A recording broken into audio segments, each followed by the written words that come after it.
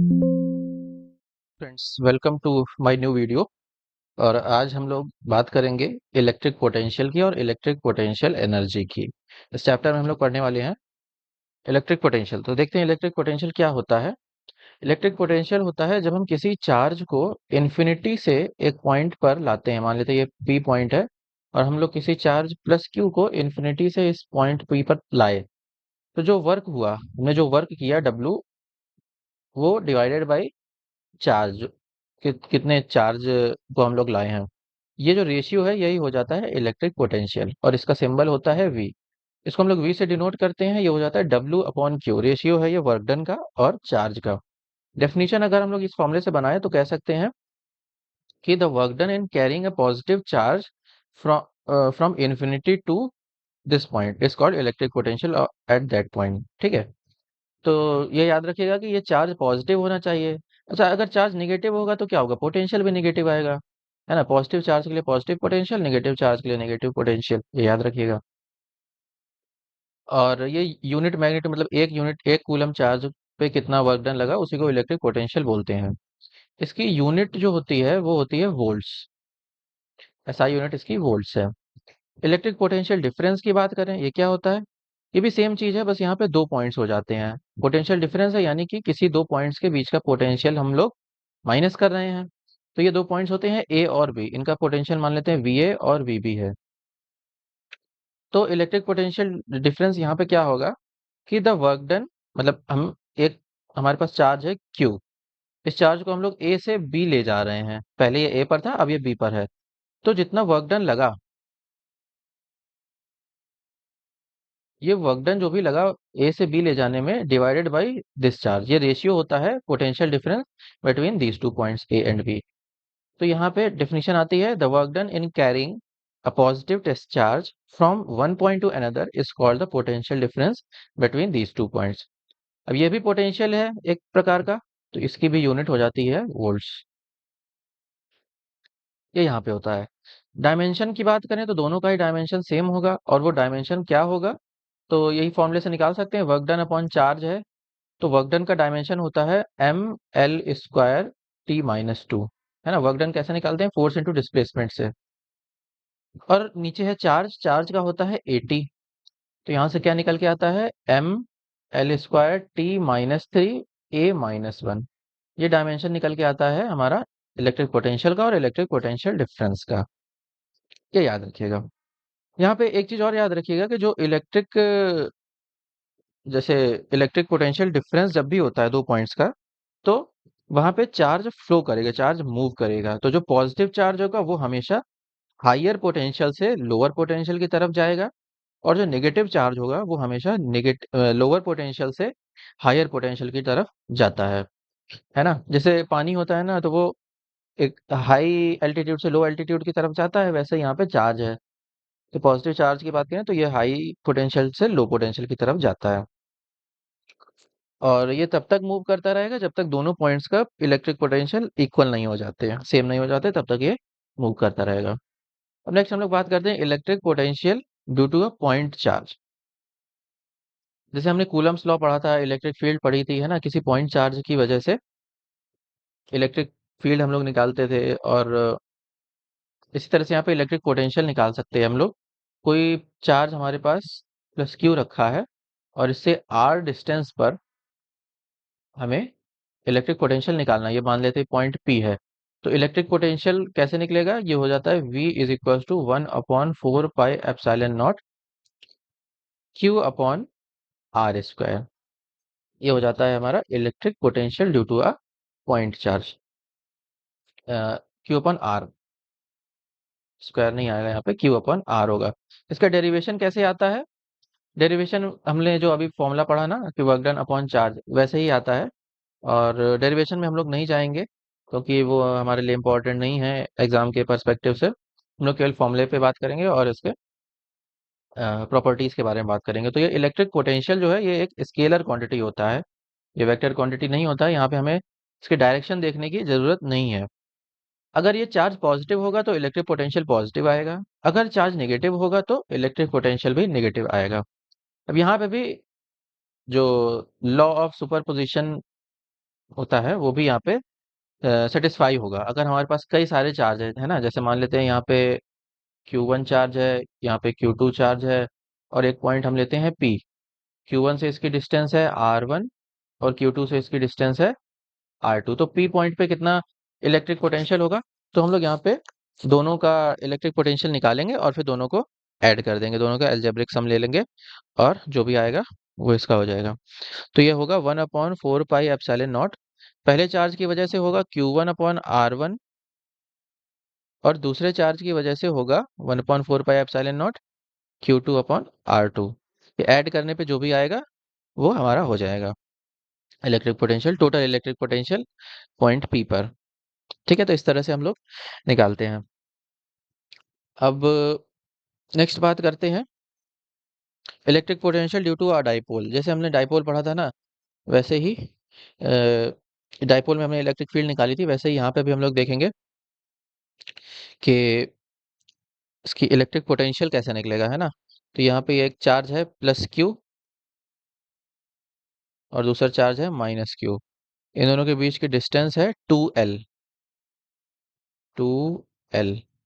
अब यहाँ पे भी तीन केसेस बनेंगे जैसे वहां बने थे, कि एक एक्सिस पे पॉइंट होगा, एक इक्वेटोरियल पे पॉइंट होगा, है ना। इसके जो मीडियन लाइन यहाँ से पास हो रही परपेंडिकुलर, यहाँ से इस पे एक पॉइंट होगा, और एक कोई जनरल पॉइंट ले लेते हैं हम लोग।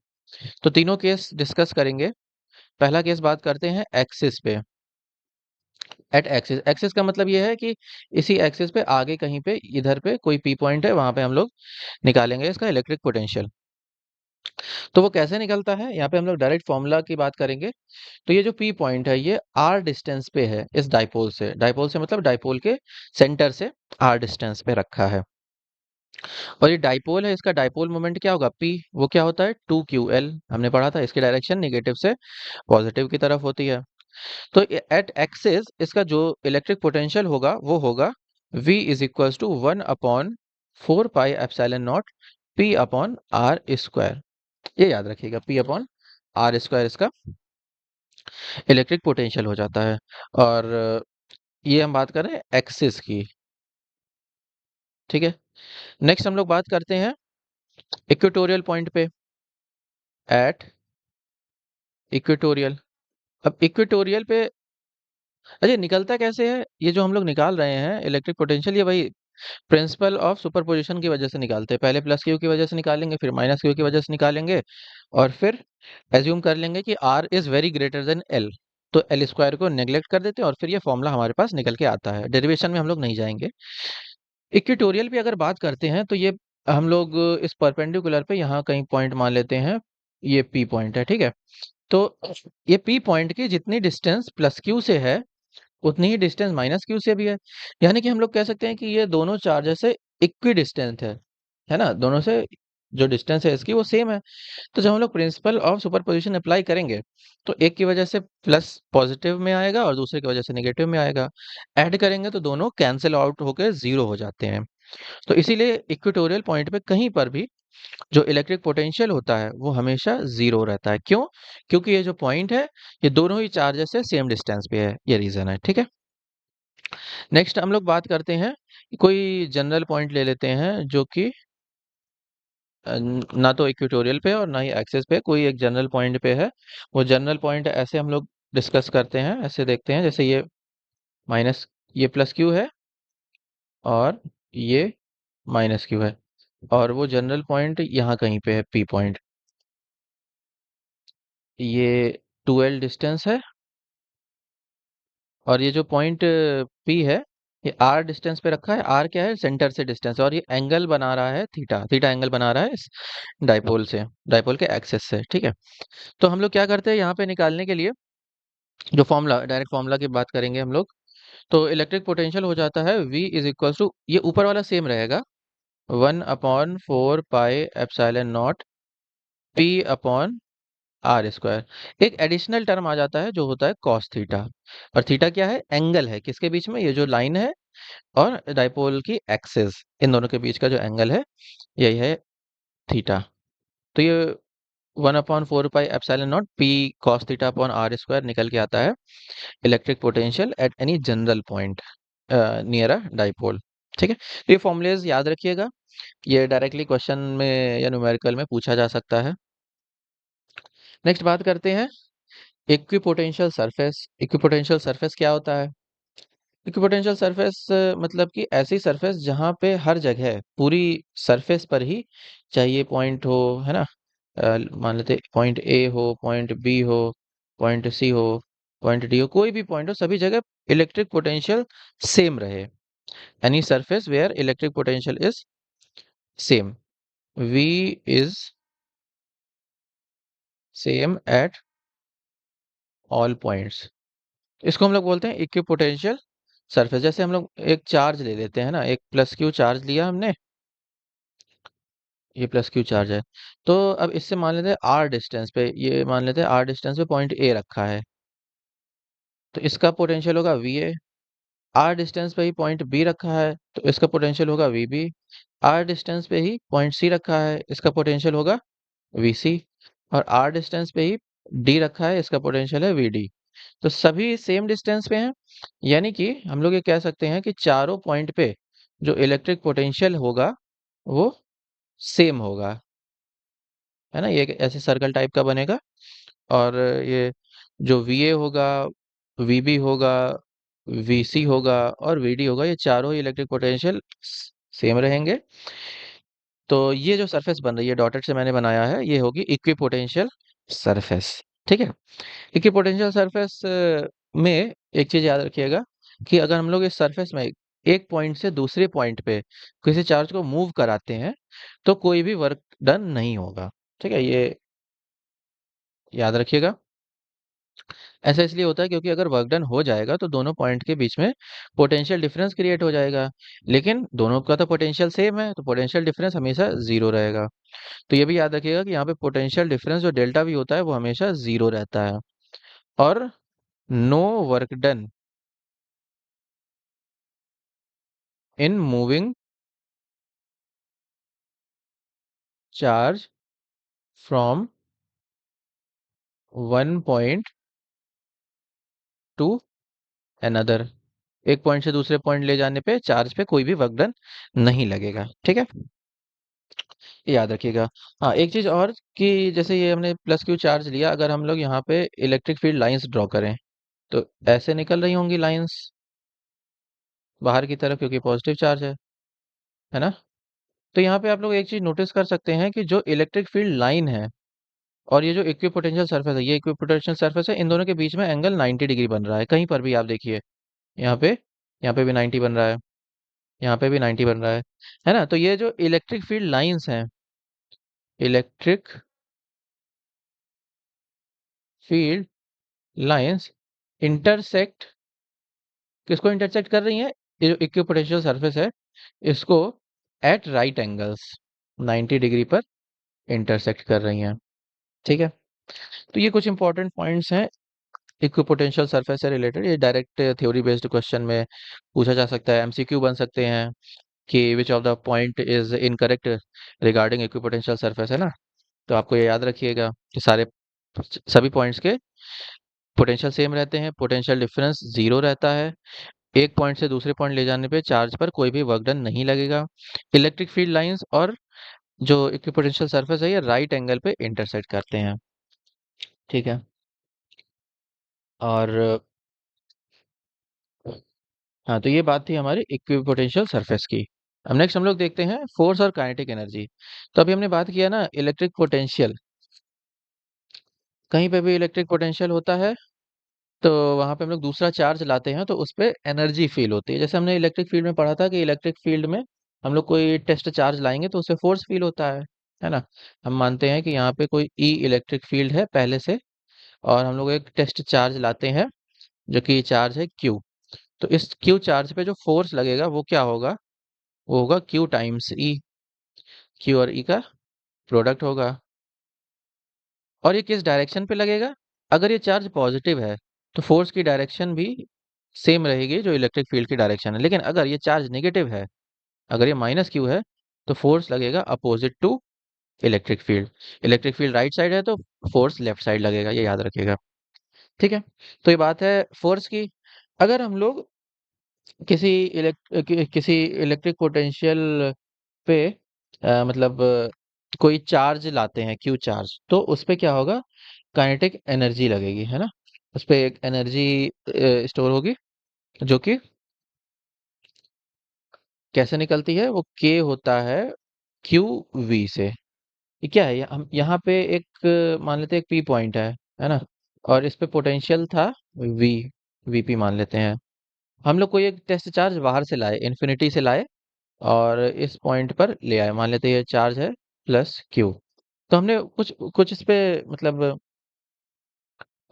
वर्क डन किया ना, वो किस फॉर्म में इसमें लगेगा, वो काइनेटिक एनर्जी के फॉर्म में लगेगा, और ये हो जाता है क्यू वी। ये एनर्जी हो जाती है इस पॉइंट चार्ज की, वो हो जाता है क्यू वी। वी क्या है, पोटेंशियल है इस पॉइंट का, और क्यू है चार्ज। ये याद रखिएगा कि जो क्यू है चार्ज, ये बहुत छोटा होता है, इसलिए ये काइनेटिक एनर्जी की यूनिट यहाँ पे ईवी हो जाती है, इलेक्ट्रॉन वोल्ट्स बोलते हैं। यहाँ पे जूल्स नहीं लेते हैं, क्योंकि बहुत छोटी है इसलिए। अ, ठीक है। अब तो ये हो गया फोर्स और काइनेटिक एनर्जी। नेक्स्ट हम लोग बात करते हैं इलेक्ट्रिक पोटेंशियल एनर्जी की। तो जैसे अभी हमने देखा ना कि किसी चार्ज को हम लोग पोटेंशियल डिफरेंस पे लाएंगे तो इस पे वर्क डन लगता है। वर्क डन होगा तो पोटेंशियल एनर्जी होगी। तो वो कैसे निकलती है, हम लोग यहाँ पे दो चार्ज लेते हैं, Q1 और Q2। इनके बीच की डिस्टेंस है R। तो ये सिस्टम ऑफ चार्ज, हमेशा याद रखिएगा, जो इलेक्ट्रिक पोटेंशियल एनर्जी होती है ये सिस्टम ऑफ चार्जेस में होती है, कभी भी सिंगल चार्ज में नहीं होगी। ठीक है। और इसको हम लोग यू से रिप्रेजेंट करते हैं, क्योंकि पोटेंशियल एनर्जी है। इसका फॉर्मूला होता है 1/4 pi epsilon not Q1 Q2/R, दोनों चार्ज का product divided by distance. Electric potential energy भी एक स्केलर क्वांटिटी होती है, क्योंकि एनर्जी है, तो ये स्केलर क्वांटिटी है। स्केलर क्वांटिटी है, और इसकी यूनिट होती है जूल्स। ठीक है, इसकी यूनिट एसआई यूनिट जो है वो जूल्स होती है। बाकी वैसे इलेक्ट्रॉन वोल्ट्स भी एक इसकी यूनिट होती है, जो कि हम लोग जब बहुत छोटी वैल्यू होती है तब इलेक्ट्रॉन वोल्ट्स लेते हैं। तो यूनिट होगी जूल्स, या फिर ईवी भी लिख लिख सकते हैं। जूल्स एसआई यूनिट है, और ये स्केलर क्वांटिटी होती है, ये याद रखिएगा। अब क्या है कि ये जो सिस्टम ऑफ चार्जेस है, अगर हम ये दोनों चार्जेस को डिस्टर्ब नहीं करें, आर डिस्टेंस पे ही रखे रहें, तो ये इस सिस्टम की पोटेंशियल एनर्जी हो गई। ठीक है। अगर हमें इसको डिस्टर्ब करना है तो हमें एक्सटर्नल एनर्जी लगानी पड़ेगी। इस चार्ज को अगर हमें सेपरेट करना है या इसको पास लाना है, तो हमें एक्सटर्नल एनर्जी लगानी पड़ेगी। ठीक है। तो ये भी स्केलर क्वांटिटी है, तो यहाँ पे भी अगर हमारे पास कई सारे चार्ज हैं, मान लेते हैं 3 चार्जेस हैं या 4 चार्जेस हैं, तो हम लोग फिर सुपरपोजिशन प्रिंसिपल का यूज करेंगे, और एक हर पेयर ऑफ चार्जेस पे इलेक्ट्रिक पोटेंशियल एनर्जी निकाल के उसको ऐड करेंगे। तो हमारे पास टोटल पोटेंशियल एनर्जी निकल के आएगी। ठीक है। तो ये था। अच्छा, एक टॉपिक यहाँ पे रह गया, वो है relation between electric field and electric potential. Relation between electric field and electric potential, ये क्या होता है, ये भी बहुत इंपॉर्टेंट रिलेशन है। यहाँ पे हम लोग देखते हैं, जैसे मान लेते हैं कि इलेक्ट्रिक फील्ड है एक स्पेस में, इस डायरेक्शन में यूनिफॉर्म इलेक्ट्रिक फील्ड है, और इस इलेक्ट्रिक फील्ड में हम लोग चार्ज को, है ना, कोई हमारे पास टेस्ट चार्ज है क्यू, इस चार्ज को हम लोग अगर मूव कराएं इधर ए पॉइंट से बी पॉइंट पे, तो क्या होगा, हमें वर्क डन करना पड़ेगा। वर्क डन करना पड़ेगा मतलब कि हमें मतलब अगेंस्ट सम फोर्स कुछ एनर्जी लगानी पड़ेगी। ये बताता है कि जब हम लोग चार्ज को मूव कराते हैं, तो यहाँ पे इलेक्ट्रिक पोटेंशियल डिफरेंस बनता है दोनों पॉइंट्स के बीच में, ए और बी के बीच में। ठीक है। और ये रिलेशन होता है इलेक्ट्रिक फील्ड, ये इक्वल होता है नेगेटिव ऑफ, ये जो भी rate of change of electric potential हुआ है, change in potential divided by change in distance. मान लेते हैं ये जो डिस्टेंस है, ये डी आर है ना, ये इसको नॉर्मल फॉर्म में ऐसे भी लिख सकते हैं, -V/R। अब V क्या है, वी ए बी है, मतलब दोनों पॉइंट्स के बीच का पोटेंशियल डिफरेंस, और आर है इनके बीच की डिस्टेंस। यानी कि जो पोटेंशियल डिफरेंस है उसको आर से डिवाइड कर दें और इसका नेगेटिव ले लें, तो ये आ जाता है इलेक्ट्रिक फील्ड। ये याद रखिएगा, ये बहुत इंपॉर्टेंट रिलेशन है इलेक्ट्रिक फील्ड और इलेक्ट्रिक पोटेंशियल के बीच का। इसको हम लोग बोलते हैं, इस minus D V upon D R को बोलते हैं निगेटिव पोटेंशियल ग्रेडियंट, क्योंकि हम लोग डिफरेंशिएट कर रहे हैं पोटेंशियल को विद रिस्पेक्ट टू डिस्टेंस, है ना। तो ये निगेटिव पोटेंशियल ग्रेडियंट आता है और यही होता है इलेक्ट्रिक फील्ड के इक्वल। ठीक है, तो electric field is equals to negative potential gradient. ठीक है, ये भी इम्पोर्टेंट चीज है, और इससे भी कई सारे हमारे पास डेरिवेशंस निकलते हैं कि इलेक्ट्रिक फील्ड, अगर हमें पता है इलेक्ट्रिक फील्ड, हम लोग गॉस थ्योरम से निकाल लेते हैं और फिर ये कॉन्सेप्ट अप्लाई करके हम लोग इलेक्ट्रिक पोटेंशियल निकाल लेते हैं, जो हम लोग डायरेक्टली नहीं निकाल सकते हैं, है ना। तो वहां पे ये कॉन्सेप्ट बहुत ही हेल्पफुल होता है। अब जैसे हम लोग एक एग्जांपल ले लेते हैं, यहाँ पे एक ये पॉजिटिव प्लेट है, इस पे पॉजिटिव चार्ज है, और थोड़ी दूर पे हम लोग निगेटिव चार्ज प्लेट ले लेते हैं, इस पे माइनस चार्ज है। तो क्या हो रहा, जो इलेक्ट्रिक फील्ड लाइंस है वो तो पॉजिटिव से नेगेटिव की तरफ जाती हैं ऐसे, तो ये इलेक्ट्रिक फील्ड लाइंस हैं। इलेक्ट्रिक फील्ड की डायरेक्शन है राइट साइड, और इनके बीच की डिस्टेंस मान लेते हैं डी है। ठीक है, और मान लेते हैं फर्स्ट प्लेट का पोटेंशियल है V1, इसका पोटेंशियल V1 है और सेकंड प्लेट का V2 है। तो यहाँ पे जो पोटेंशियल डिफरेंस है वो क्या है, V1 माइनस V2, और डिस्टेंस कितनी है डी, डी से डिवाइड कर दिया। यही आएगी इलेक्ट्रिक फील्ड, यही होगी electric field between these to plates. ठीक है, इन दोनों प्लेट्स के बीच का इलेक्ट्रिक फील्ड ये आएगी। अब चूंकि ये एक नया रिलेशन है, तो यहाँ से इलेक्ट्रिक फील्ड की एक नई यूनिट भी निकल के आती है। ऊपर है वोल्ट्स और नीचे है मीटर, तो इलेक्ट्रिक फील्ड की यूनिट क्या हो जाएगी, यूनिट ऑफ ई, नई यूनिट निकल के आती है वोल्ट्स पर मीटर। यह भी इंपॉर्टेंट यूनिट है।